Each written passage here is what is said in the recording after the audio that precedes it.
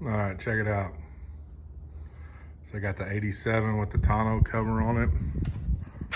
I know a lot of you guys running into the same issue.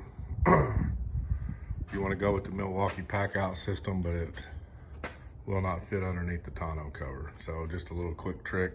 Take these bolts out, these screws out right here, one here. You couple these.